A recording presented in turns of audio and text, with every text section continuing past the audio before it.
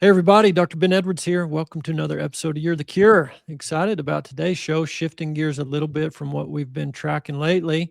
I like to highlight when good things are happening, especially in our community here in Lubbock, Texas. We've got a new business coming to town this summer that I think is going to benefit the health of this community. And we're going to talk about that. And this particular business is in other communities too. So it's not just for you Lubbockites, but you might have a OsteoStrong in your neighborhood. And we're going to get into this in a minute. Osteoporosis, bone health is what we're talking about today, guys. And this really lines up in so many ways with just the chronic American condition of we're super sick, dying younger than anybody else. But even in this scenario where standard Americans sit all day, eat pro-inflammatory foods, and don't get enough sunlight, and all the basic things that we teach you to avoid the standard American life, even in that, we still live to be about 76-ish years old. And what I used to tell my patients in post in my old conventional practice, but still to this day, tell my patients in my new integrated practice is what's going to put you in the nursing home in those last slowly, slipping into that grave slowly over those last few years is more related to strength, mechanical, your muscle mass, your lack of coordination, lack of strength, not picking up your feet, shuffling across that threshold and tripping and falling and breaking a hip. But a lot of hip fractures actually happen first, and then you fall. But it's falling, it's this weakness, it's this just deconditioning.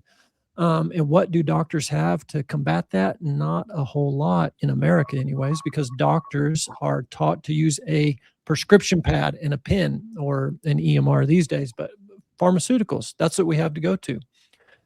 And one of the top things that puts Americans into the nursing home and assisted living centers is what I just laid out.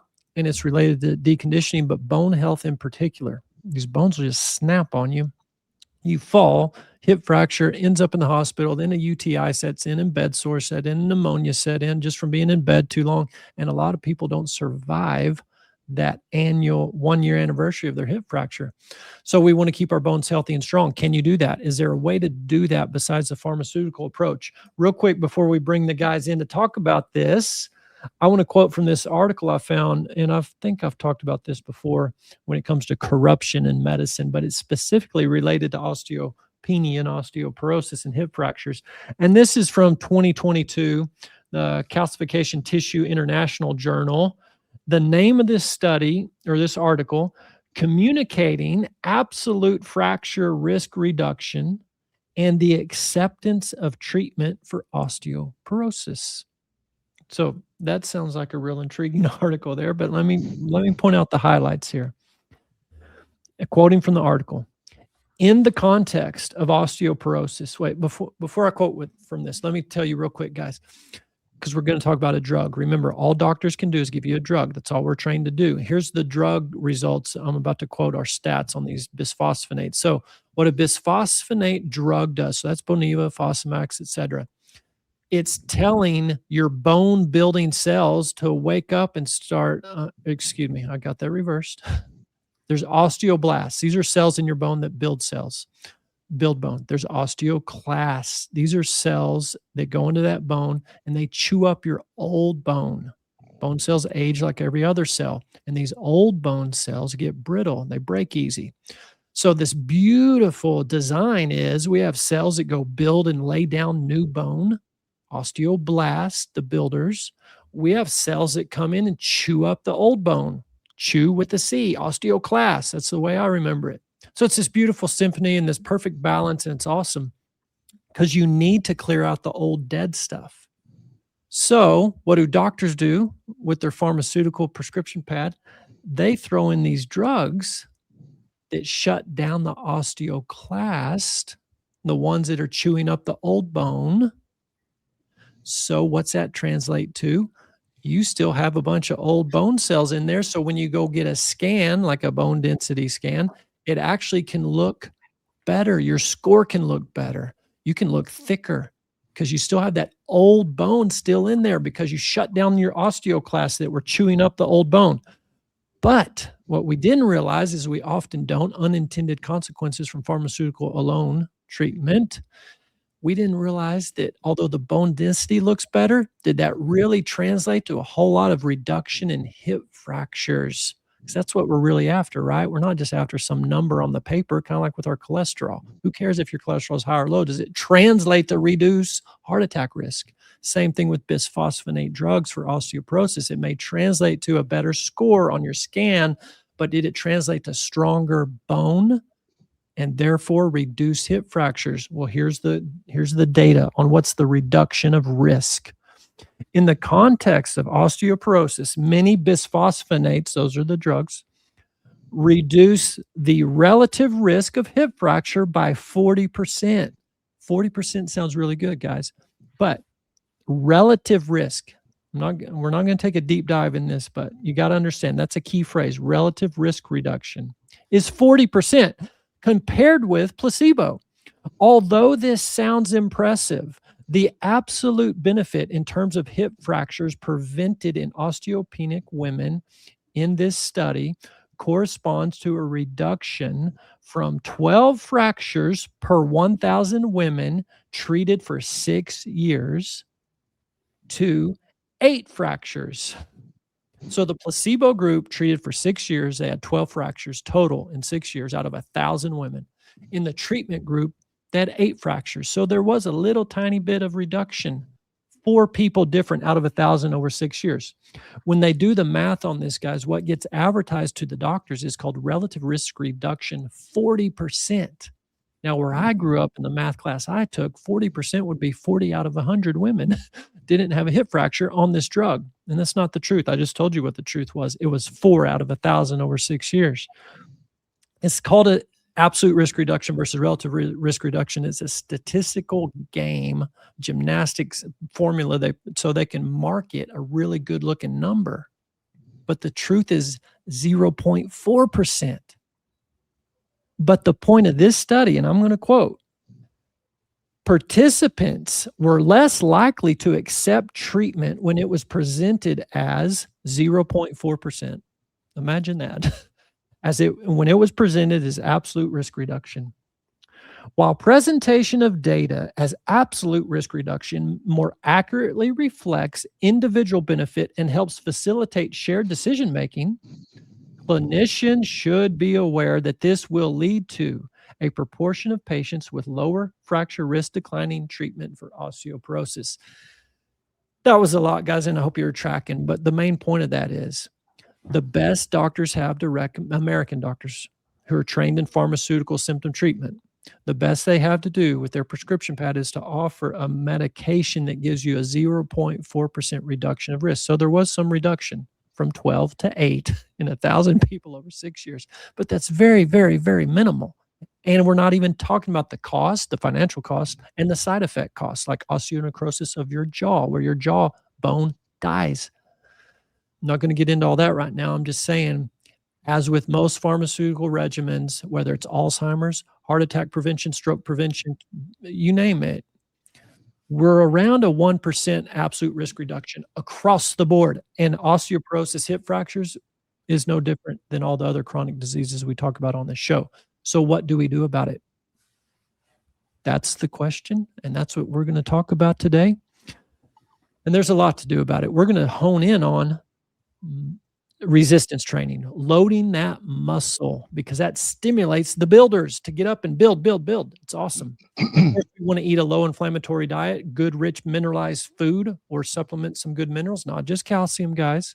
That's another, we've talked about that before.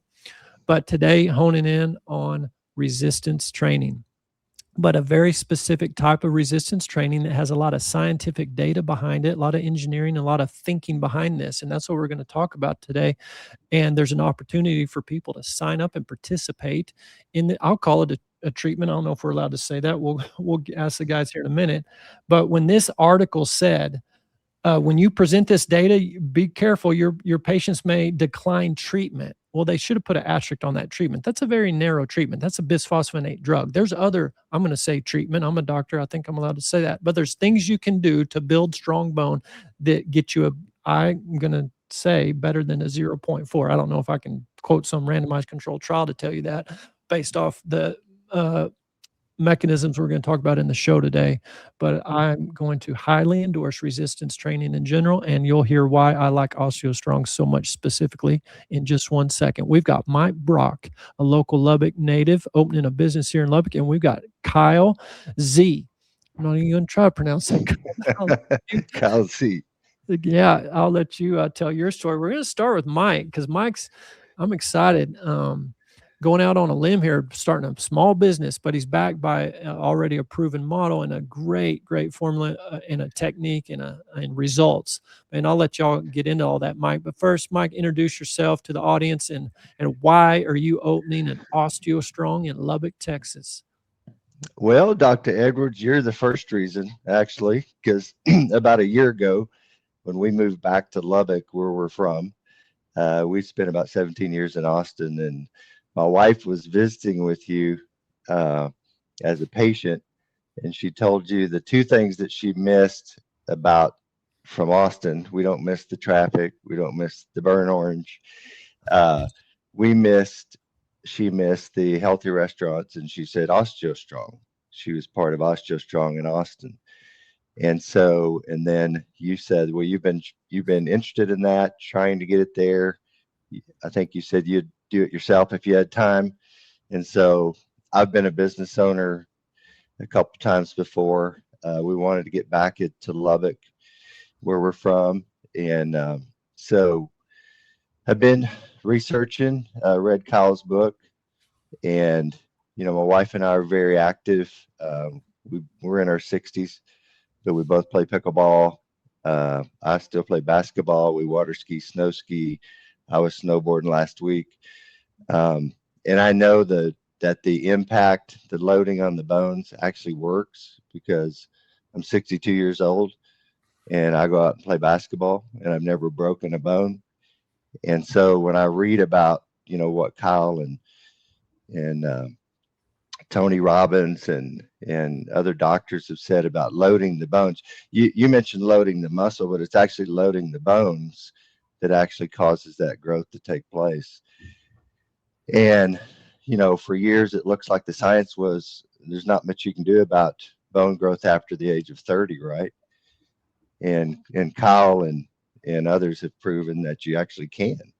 And so we're excited to be part of that. And, a lot of people out there, they're not going to be water skiing or snow skiing or playing basketball in their 60s and 70s, but they still want to be active, still want to play with their grandkids.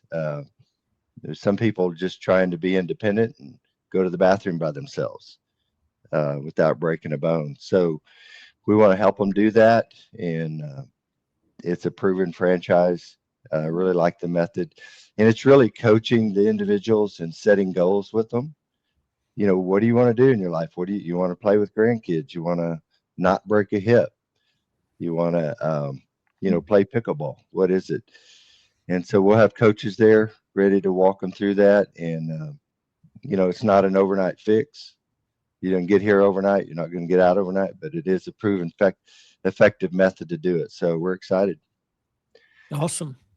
Thank you, Mike and Kyle. Let's just jump right in, kind of introduce yourself to the audience, and then let's talk about how you got into this science of building bone.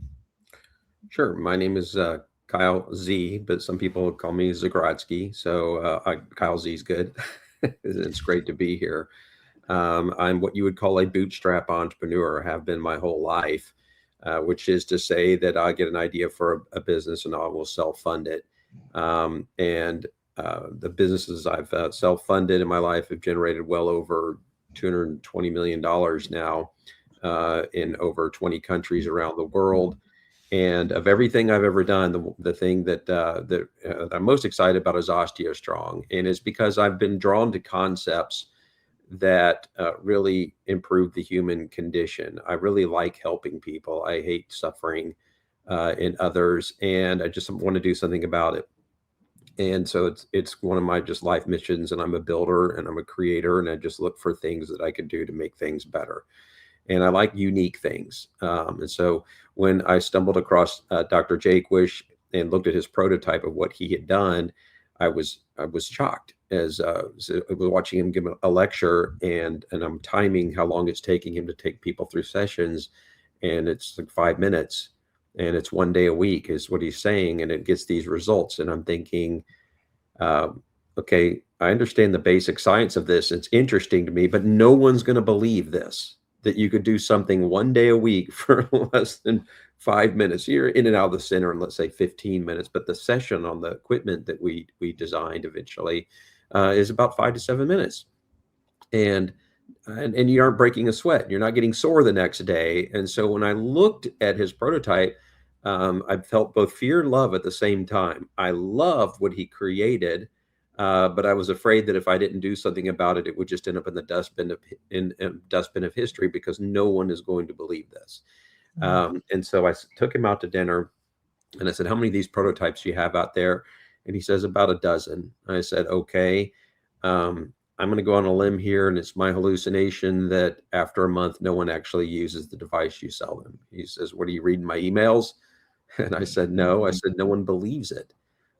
Even if they're getting results, they're going to attribute it to anything else, because we've been so trained as a society to believe that, you have to do all these different things to get a physical outcome." And it was kind of like one of the things you were saying, doctor, earlier about people who take a bisphosphonate. They've been trained to get a good score on the test, because the test, a DEXA scan, is showing you that you've got low bone density. So, okay, if I could take a certain type of supplement, say strontium, or I can do a bisphosphonate, and it will increase my test score, ergo I'm healthy. And to both those things couldn't be further from the truth. They're not actually addressing the root cause. So I thought, okay, if I was older, I may not have started OsteoStrong, because I knew that we were essentially creating an industry and have to do a lot of education in the public as to, hey, we can affect this condition of low bone density. We can't say treat. You could say treat, doctor, because the FDA has very strict guidelines. We can't treat, cure, prevent, mitigate a disease, because we're not a doctor. However, we can say we can increase bone density, and we see people reversing their own osteoporosis, but I can't say we had anything to do with it. So we set out to go start this process, and it was very challenging in the beginning of the years. I mean, the skepticisms and the raised eyebrows we were getting, like going, okay, this is going to be harder than I thought. Because honestly, when you're starting a brand new industry from ground up, there's not even a standard way of explaining it, right? So if I want to become a doctor or sell insurance or get into the hospitality industry, all the terms and everything is how these businesses run. They're understood by both the consumer and the entrepreneur.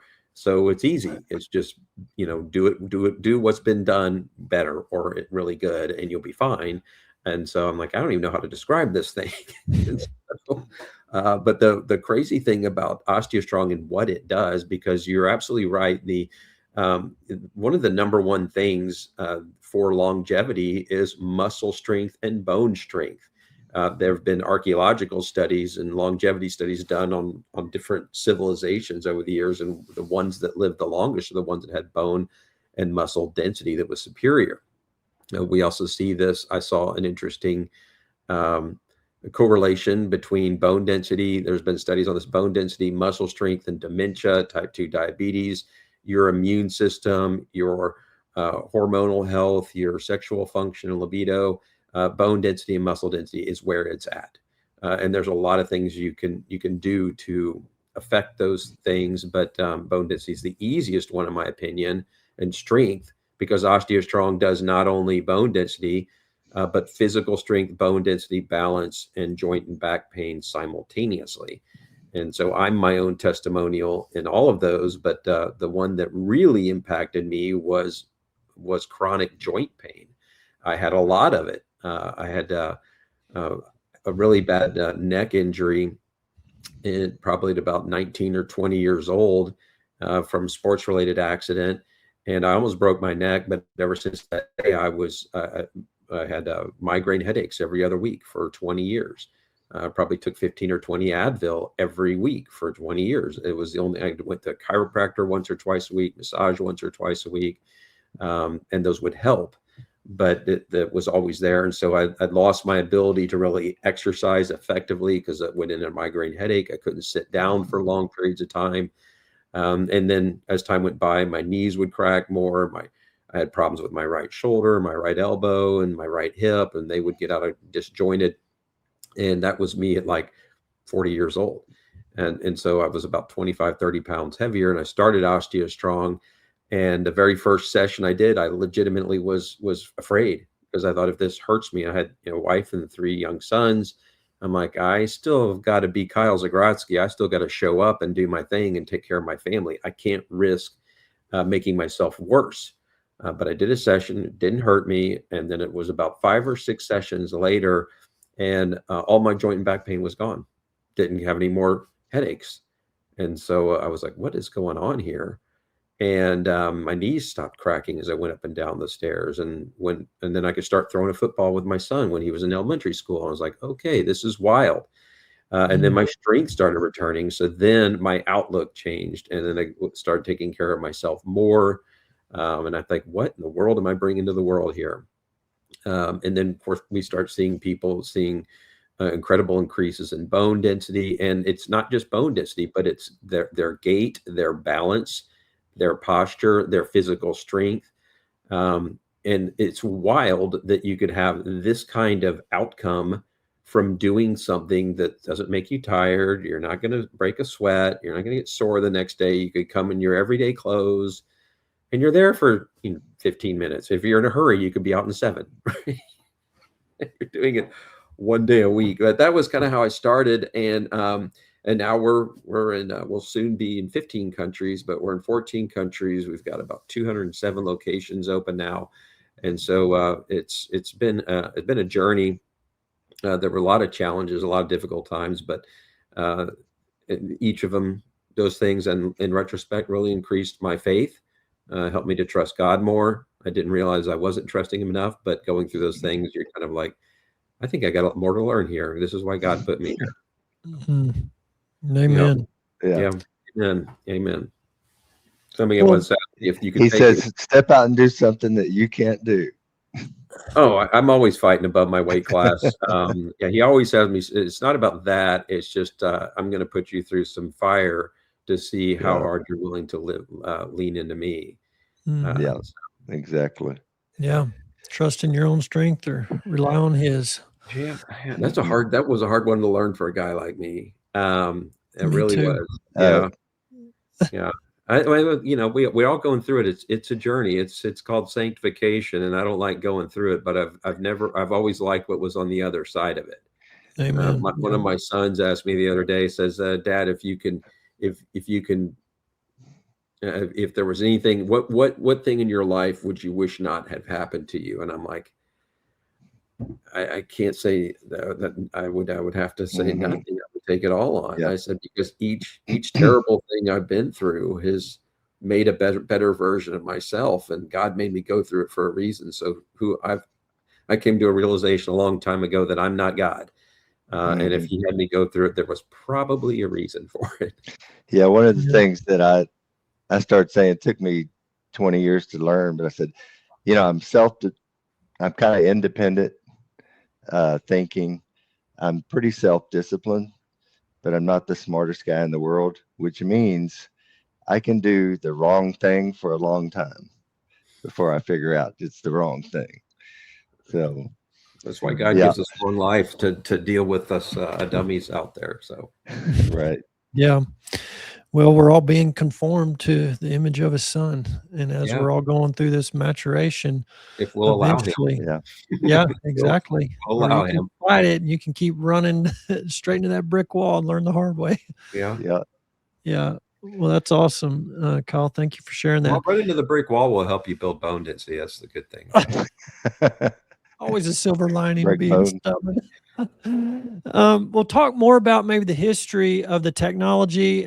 I mean, we'll get into exactly what these machines are doing in the method, or even some of the science behind, the bone strengthening. That's a really good question. So how in the world does this work?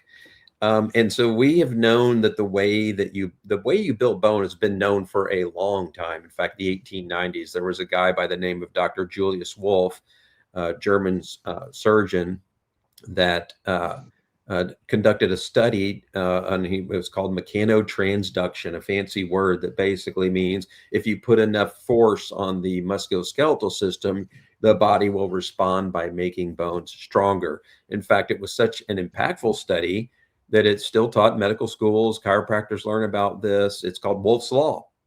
And not very many things in medicine are referred to as a law. But there was one thing he could not answer in his research, which is what is the minimum dose response? Or to put it differently, what is the amount of pressure required to trigger osteogenesis or the development of new bone? And there was a researcher by the name of Dr. Kevin Deere that decided he wanted to answer this question because technology got to a point where he could through a type of blood test called a P1NP blood test. And what that blood test does is it measures a specific and unique type of collagen that enters the bloodstream shortly after your body transitions into bone building mode. And so you could very easily detect whether or not this is happening. So what he did was very clever. He had over 700 subjects that he attached accelerometers to their hips and had them experience high impact activities. And then he would measure the amount of their P1NP blood test to measure that specific type of collagen to find out if whether or not they were in an osteogenesis or not, developing new bone. And what he found is what I call the boiling point of water when it comes to building bone. And that is that subjects could not trigger osteogenesis unless they experienced 4.2 multiples of their own body weight. And those that even got to 3.8 or 3.9 experienced no osteogenesis. And so this was interesting because what it told us is that really weight training and running were insufficient activities to generate osteogenesis. So we're very excited about that. And if you look at different classes of athletes around the world, it's the ones who experience high impact force have the most strong bones. In fact, pound for pound, they're the strongest athletes. And you could look at a gymnast, for instance. I mean, they're stronger than any other athlete given their size, but it's not because they're working out harder than other athletes. It's because of the impact force. When they go spinning through the air and hit the ground, they can experience 9-10 times their own body weight. And so they just develop superhuman strength. But the challenge is that a gymnast at the age of 19, which is the average age that a gymnast will retire. The ones that stay with it have a higher incidence of hip and knee replacement surgery compared to other populations of people. And so, okay, great. Impact force is really good for building bone, but it's not so great for joints. We also see this with runners too, have a lot of joint problems. So, okay, impact bad for joints, impact good for bones. Great. It basically told me nothing here. Well, Dr. Jaquish had this really interesting idea. His mother had osteoporosis in her early 70s. And he's like, okay, I got to help my mom. She didn't want to take the medications for some of the reasons you had mentioned, doctor. And so he read a study in Brazil that found out that, like, say, for instance, a bench press, when you're pushing on a bench press, when the bar is on your chest, we call that your weakest range of motion. You have the least amount of leverage, and you're not imposing very much force. But as you push the bar off your chest, just shy of the apex of your push, you are 7 times stronger than you were when the bar was on your chest. And so he had a brilliant idea. He's like, well, if I could put somebody into their strongest range of motion in a static position, they would be able to push substantially more weight. So he ended up building a prototype.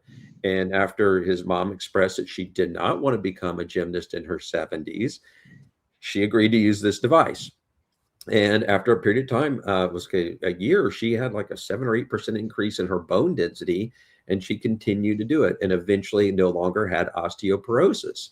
And so that was really the first test that he had used of this device. And we see this going on all the time now. But it's just when you're going into an OsteoStrong, there are 4 devices that are, they look a lot like gym equipment. They're manufactured much differently because you'll be shocked at how much force your body can make in the strong range of positions. So there's a lot of steel in these machines because you'll get some really strong people in there sometimes. but they will get you into your most biomechanically optimal position. We call that your impact force position. So you're basically where your body's strongest, and it will lock into position. And given the machine, because there's 4 different machines, each one focuses on a different part of your body, you will either push or pull as hard as you comfortably can for about 10 or 15 seconds. So in reality, you're doing about a minute of effort when you're at OsteoStrong. But the goal being to hit a level of force that is sufficient to trigger your central nervous system to automatically go into the bone building mode. And one of the things that we found, which is quite shocking, is your strength goes up a lot when you do this. It's both neurological and muscular. Is that your central nervous system will never allow your bones, it will never allow your muscles to exceed a force that will injure your bones. So your bones become a limiting factor in how strong you can get. Now, what was interesting is Kyle, I was going beyond. to show just an example of one of the machines because the way you described it, Yeah, it looks a little anyway, bit like gym equipment, and you're looking at a screen. It's giving you a real-time feedback of how much force you're producing, and you have a robotic arm in there that will move the machine into position. Thank you, Mike. I appreciate it. I can see it just fine.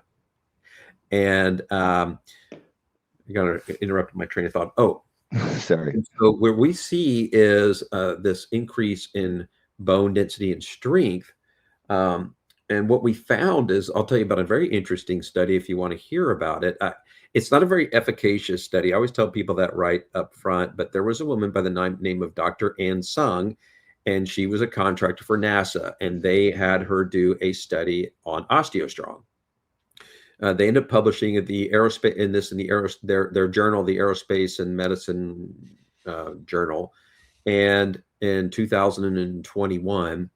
Now, what makes this study interesting, it was a pilot study, and she was the only subject in the study, which is like, okay, normally no one would give it any credence whatsoever, but it was a fascinating study for 2 reasons. It was fascinating because a human being will reach what's called peak bone mass at the age of 30, meaning that's as strong as your bones are ever going to be. And then people will start to slowly decline, and then it increases to about 1% per year. And then women go through menopause and they can lose it faster and all that. But this woman who, Dr. Sung, she was at the publishing her study, she was a 31-year-old professional powerlifter, meaning that she was at peak bone mass and she had been lifting the maximum amount of weight that she could lift as a function of her sport. And she was a professional, so she's already at the peak. And what she did was she was testing both bone density increases and strength increases. So if you're a reason why I talk about this is because if you were going to select a subject for a study on whether OsteoStrong worked or not, that would probably be the worst subject you would pick because she's at peak bone mass and already terribly, incredibly strong. She's incredible. So she measured her bone density at the beginning of the study, but the other thing that she did before her study was that she tracked the rate of increase in 5 different competitive lifts that she would see monthly based upon her regular workout regimen. So she knew, like, okay, in my deadlift, I would increase by about a pound a month, and in her different, like there were 5 different lifts. I can't remember the name of all of her competitive lifts, but she has it, and so she knew the rate of increase. It was a 6-month study. 2 things happened. Her average bone density went up by like 6.98%. Her strength gains were so substantial that she saw in just 1 month, 4 sessions at OsteoStrong, that she saw the results of what it would take her in a year in the gym. So basically, she achieved in 1 month at OsteoStrong, which would have taken her a year to achieve. Now, I talked to her face to face, and she told me that after the study, she said, had I not done this study myself, she goes, I would have never believed the results. She goes, now OsteoStrong is just part of what she does all the time because of the incredible strength gain she's seen. And we've seen this with swimmers, professional swimmers. We've had Olympic athletes win multiple gold medals. It's hard to get them to talk about it because of sponsorships and all that stuff. They're expensive. We've had triathletes and Ironman competitors set world records, set U.S. records after 6 months after adding OsteoStrong. So this works for the elderly, the strength gains, the chronic pain, the balance. There was a study that was published, and I believe it was in 2023 or 2022 by Bloomberg published this study, and they had over 1,000 people around the age of 65, and they had them stand on one foot at the beginning of the study, and then they waited for 10 seconds, and they waited 10 years. And at the end of the study, what they found is those that could not confidently stand on one foot at the beginning of the study for 10 seconds had an 82% higher mortality rate than those that could. OsteoStrong dramatically affects balance. In fact, so much so that we test people's balance at the beginning, right when they come into OsteoStrong. We'll have them stand on one foot. We'd have them different type of balance tests. Won't get into all of them right now, but 1 foot, that's an easy one to understand. And we'll measure how much time they can do it. And we'll have some time because we get people in their 70s, 80s, and 90s sometimes coming to OsteoStrong who you can imagine can't stand on 1 foot for more than a few seconds. After 4 or 5 sessions, they're standing on 1 foot solidly for 20 seconds. And so it's like, okay, how many people have avoided death because of that one thing alone? When you, as you mentioned earlier, if you fracture a hip, it is a link in the chain of many things that have gone wrong up to that point. It is neurological, it's muscular strength, it is bone density, it is a metabolic a dysfunctional chain of things that have happened for a long period of time that lead to a fractured hip. If you come into OsteoStrong, the benefits that you're going to get are going to affect your entire system because it's foundational strength, foundational bone, it's elimination of chronic joint and back pain, it's improved metabolic function. It's going to be improved hormone function. It's going to be improved memory and brain function just by doing this one simple 10-minute thing that you're not even going to break a sweat doing once a week. Now, here's the wild thing. Because I used to own a whole bunch of gyms with my wife. In the gym industry, we did all these things to make our gym fun and interesting and cool to do. And it was a Herculean task just on our busiest day of the month to see maybe a third or 35% of our members a month. And the reason for that is human beings at their foundation are pleasure seekers and pain avoiders. And since we're no longer a hunter-gatherer culture, it takes a willful energy to go out and exercise. That goes against our biological DNA of being calorie conservers and calorie consumers if we don't have to hunt and gather our food. And so people don't like to work out. But at OsteoStrong, one of the things that we see is 90 to 100% of our members worldwide coming and doing their sessions. And I think the reason for that is not only do we have great owners, and it's such a welcoming, easy environment to go into. It's not intimidating, and it's short. But you don't really burn calories because you're just not breaking a sweat. But you're triggering this metabolic reestablishing activity, and then your body does all the work. It's like one of the things I was listening to one of your podcasts, Doctor, and you were saying about we want to do all these things to naturally affect somebody, and we can't say that we're curing a disease or reversing it. And truth be known, we're not. All we're doing is we're creating a system where your body just is triggered to do what it already knows how to do. It's like, oh, okay, I'll do this now.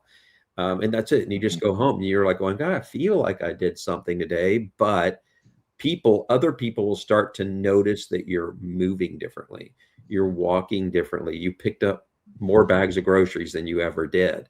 Like, whoa, what are you doing? Like I was getting a lecture at one OsteoStrong center in New Mexico a number of years ago. And this woman came in, she did a medical massage was her thing. And she's like, I just had to come here because a lot of my, the people that I see, the patients that I see are the elderly. And she says, the ones that come here feel differently. I can tell that structurally they are changing. And so OsteoStrong is great. And obviously I'm very biased and I talk about it from that perspective. But honestly, I look at it as an idea whose time has come, has come, and I'm really just selected to steward it. And so I have a big job to do because I know what it means to get this out there. And it's something if I fail at this, I failed humanity. And I look at it that way because there's been a systemic decline in bone density that's been trackable since the 1900s, but more and more studies have been done. In fact, I read a study that teenagers today, what was this, in like 2020, have 14% lower bone density than teenagers in 1980s. And if you look at peak bone mass, that means their peak bone mass, 14% less. They'll have the bone density of like a 50-year-old in their 30s. That's teenagers today. And if that happens, there is going to be a metabolic collapse in this country. And what that translates to is high incidence of type 2 diabetes, incredibly low birth rates, that people in their 40s are going to start looking like they're in their 60s and 70s. Not as good as you, Mike. I'm not 60 yet, but I'll be there in a few years. But they won't look good. They won't feel good. It is a I did the math, and about 2050 to 2070, if that trend continues, it'll be a society-ending event. We won't exist. You can't exist. So I've got a huge job to do to try to fix this problem. And then there's so many other problems too, like this. So this is the one I can handle, right? Yeah. Lead people to Jesus and strengthen their bones. That's what I think I can handle that. That's right. It's all members of the body doing what we're each individually called to do, that corporately it gets it done. So There you go. that's awesome. Well, talk a little bit about just on the business itself. When did it actually get established, become a thing, and the growth of it and the impact that you've seen? You mentioned you're in, I think, about to be 15 countries and 200 plus centers, but what kind of time frame are we talking, and kind of the success of that growth? So it's taken me longer than I thought. And everything always does, but I started the original first location. I opened up in 2011. I started franchising in 2012. At the very beginning of 2017, Tony Robbins invested in OsteoStrong, and he allowed me to speak on many of his stages around the world, which really did help. That's why we have the international footprint that we do, and that really helped us get going. And there were many challenges along the way as well that slowed us down a lot, but COVID being one of them. But that was one of like 50. It's the life of an entrepreneur. But we are in a really good spot right now. We are actually in May of this year, 2026. I've co-written a book with the president of OsteoStrong, Dr. Jimmy Youngblood. He and I wrote a book called The Bone Betrayal. And so that will be coming out in May or June. We're trying to get some final edits and all that stuff done. And then we are going to start guaranteeing all the members in the U.S., every country we can, but definitely in the U.S., that they will see an increase in bone density in 18 months, or we will refund the price of their membership, because we are that confident with everything. We've just got stacks and stacks of pre and post DEXA scans showing that people getting results. Now, I don't like DEXA scans. I think it's just it's like they were invented to sell bisphosphonates drugs. That's why I don't like them. All you really need to know is your, what I call functional bone performance, meaning, and what does that even mean? Like, how could your bones function under stress? Well, the best test for that is OsteoStrong, because we measure the amount of force that your body will allow you to impose on your skeletal system. And if it's really low, then you got bad bones. But we increase it dramatically and quickly, and so you'll have good bones. and one of the things, so when I first started the company, somebody says, "Oh, should I get a DEXA scan or blah blah?" I'm like, why? I mean, I understand why the people are doing it. They've been trained to do it and all the things, right? So you've got to deal with that social proof and paradigm that's been established in society of what's good, right? Oh, well, good T-score, good, bad T-score, bad. There go. And doesn't the DEXA scan pick up things that other than bone as well? Yeah, I mean, the problem is with the DEXA. I mean, it's the best thing we have. And the good news for a DEXA scan is it does show that we give people that result that they've been measuring. So fine. The reason why I don't like the DEXA scan is twofold. It often doesn't account for people who have naturally thin bones. So if you have like a short Asian female, and she's going to have naturally smaller bones, but you know what? She's also carrying around a lot less weight, so she doesn't need as much bone density.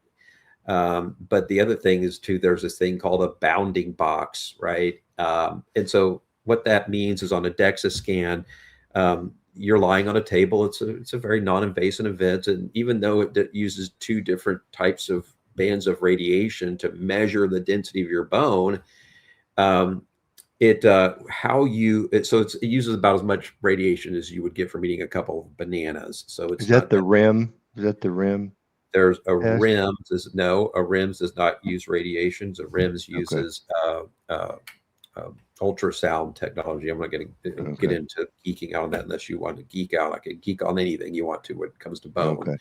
But a DEXA scan, which you will find in doctors' offices, is much more ubiquitous than a RIMS scanner. There's not very many RIMS scanners in the United States. But the DEXA scan, if you're just slightly down, like a quarter of an inch on a DEXA scan table than you were last time you got a scan, you're going to get a different scan because it doesn't know. And so you got to kind of take the result with a grain of salt, and you got to look at and you have to wonder whether or not you're using the exact same DEXA scan machine as you were using before too. That's why I just say, okay, like for our guarantee, we're going to use DEXA scan as a baseline because that's what people have been trained to look at for, do I have healthy bone or not? Fine, we'll do that one. We'll do RIM scan, whatever. But in reality, it's your functional bone performance, which OsteoStrong tests by virtue of doing a session. So we are actually creating a white paper on functional bone performance, and our goal is for Q4 this year to launch the largest bone density study in the history of the world, where we're actually going to be testing tens of thousands of people on from different populations, whether they're taking supplements or bisphosphonates or not doing anything, what is actually affecting all of their longevity metrics. It's not going to be just bone density, but we're looking at other things as well. That's awesome. And I did want to point that out, and Kyle's talked about it, that this bone strength, bone health, and the muscle too is so correlated with longevity. Decrease Alzheimer's, decrease of pretty much every chronic disease I've looked at, but just overall longevity, lifespan, quality of life, all that kind of stuff, super important. So, which goes to my next question, Kyle. Obviously people listening are probably thinking about postmenopausal women who are thinking about their thin bones and osteoporosis. Maybe they're already diagnosed. Maybe some premenopausal women are thinking about it because they've been educated to, try to build your bone before you hit menopause. So there's obviously that group. What other groups? Men, younger people, athletes. I mean, you mentioned gaining just strength, like the lady from the NASA Aerospace Journal. Are there other populations that might look at doing this? All. Now, we do all populations. So our primary marketing that we do is for postmenopausal women, because they are the ones that are most educated on bone density. Women, their OBGYN, they've got their own doctor their whole life.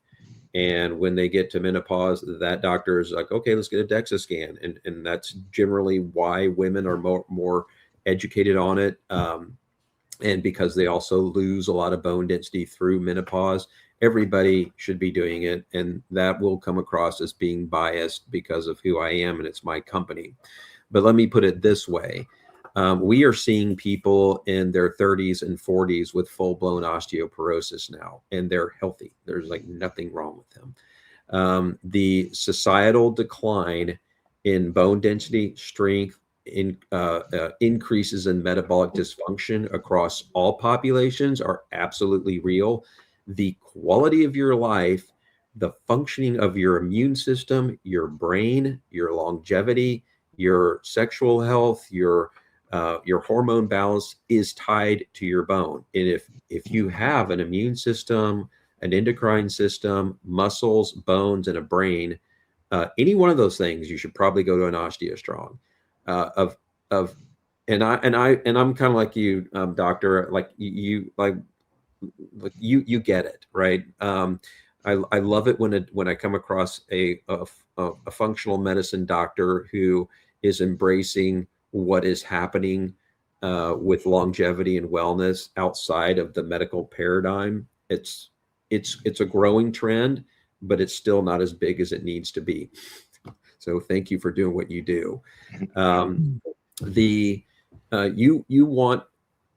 There's a lot of things you can do to improve your health. Okay. And I'm not going to say just do OsteoStrong. Like I do multiple things too.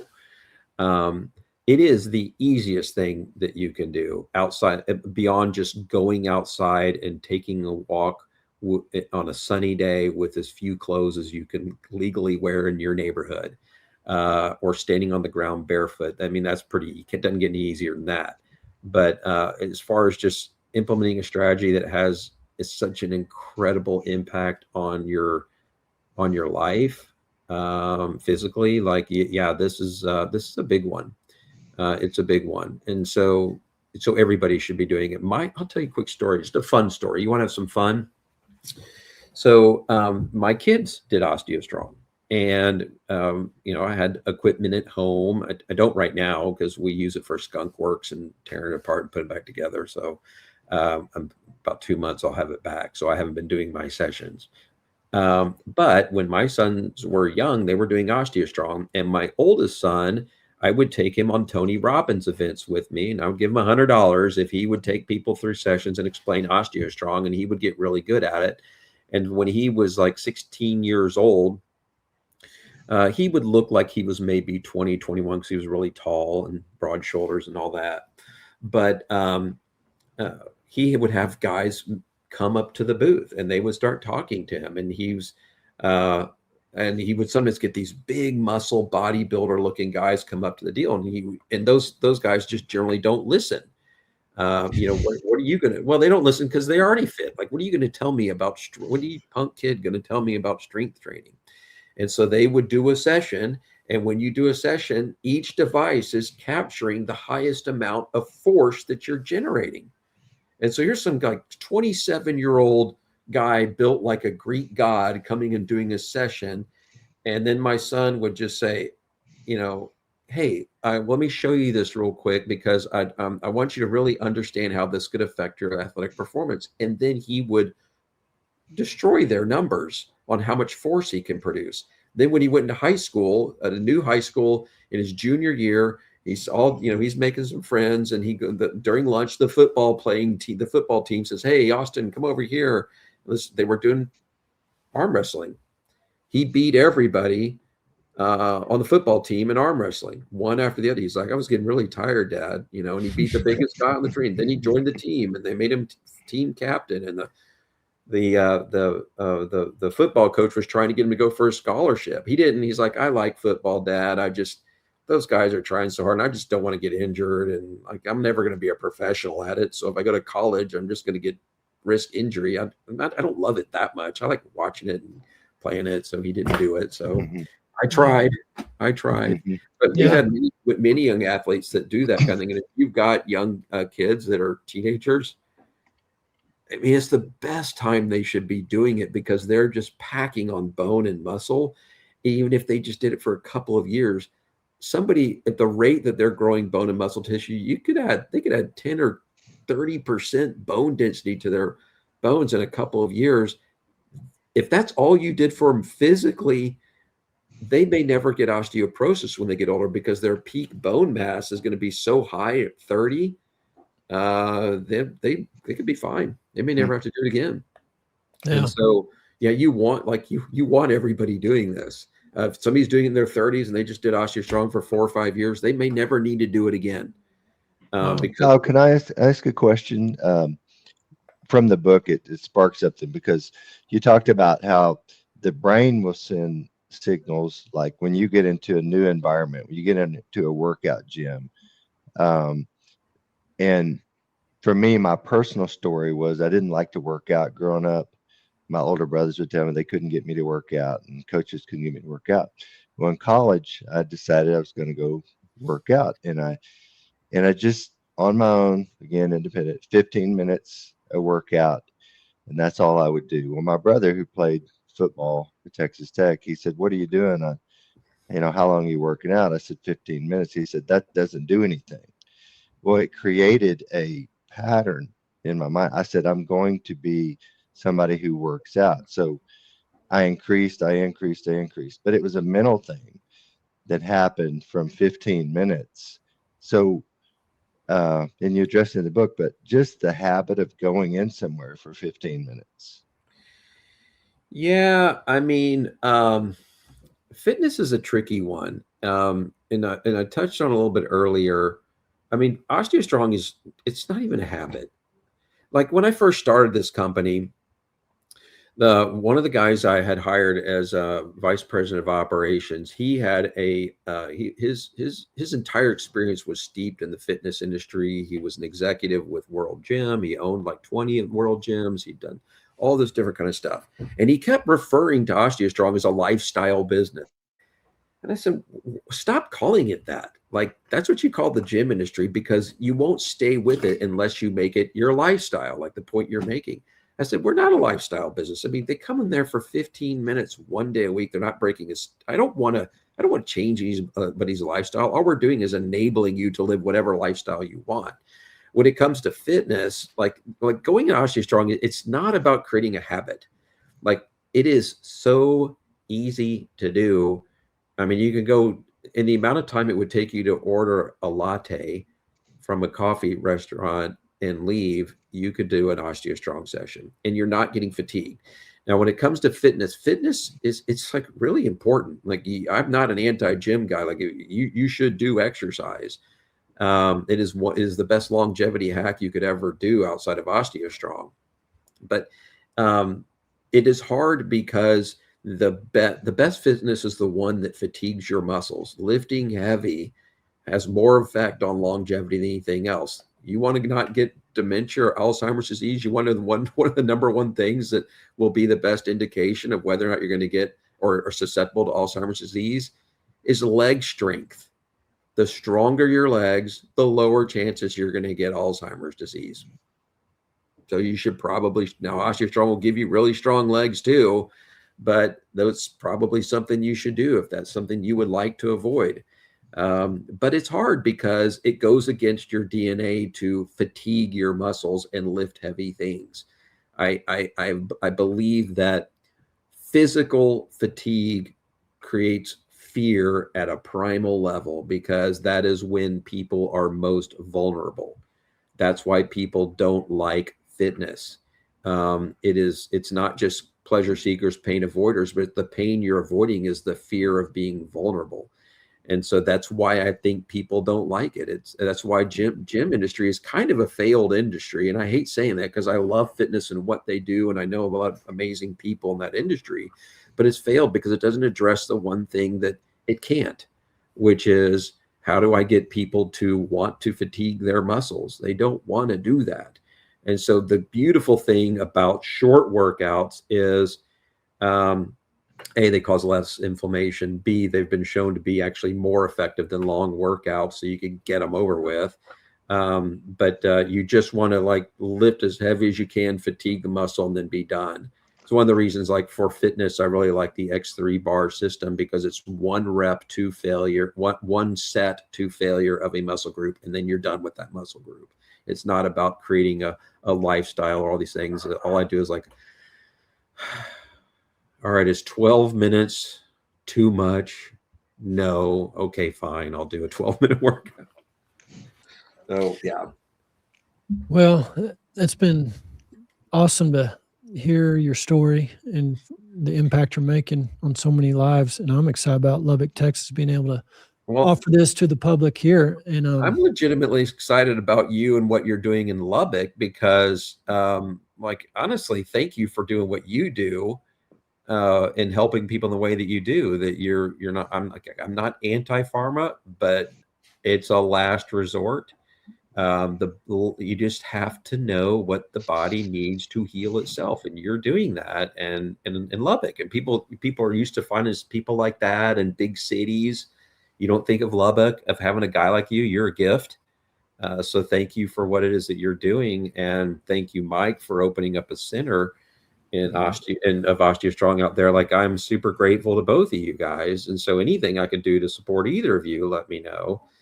Because it's like what you said, we're all members of the body, and we all have our job to do. And so I'm just sitting here in my office outside of Nashville, trying to evangelize, rowing with you guys, not against you. So thank you both, and for doing this. And I know, Dr. Edwards, you got other things you could be doing than doing podcasts, but educating people on what it is that's available to them, that's simple, that could heal them and give them an incredible quality of life. Because when your energy goes up, your outlook improves, and then your future improves, because there's no growth without anticipation, and you don't have anticipation if you have low energy and a poor attitude, and being physically unfit and unwell or in pain or sick all the time. It's real hard to have a good attitude when you got those things going against you.